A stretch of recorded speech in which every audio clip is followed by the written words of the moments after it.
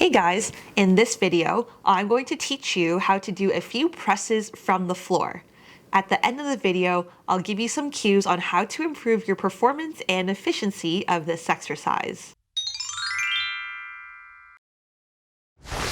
Welcome to Move with Melinda, where I help you build resilience through movement and education. Floor presses are a wonderful way to work the push movement, which challenges the muscles in the upper body, chest, and upper back. This movement is important if you ever need to push something like a stroller, grocery cart, or a large object. You can think about this floor press as doing a push-up on the ceiling. The movement is exactly the same, except you're just flipped over onto your back. Just like a push-up is a moving plank, the floor press is also a moving plank. Keep your body still and your arms will do all of the work. So let's try it. First one to try is a chest press from the floor. Start off by lying down on your back, one weight in each hand. Take the elbows wide. You're going to press the arms up towards the ceiling and then lower all the way back down. Press all the way up and lower down.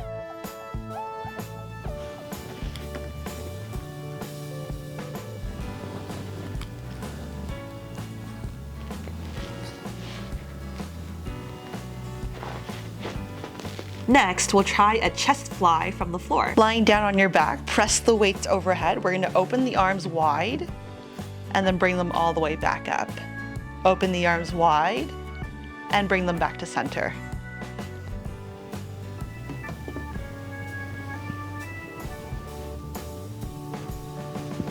Finally, we have the pull over. Using just one dumbbell this time, we're going to press overhead, overhead, and center.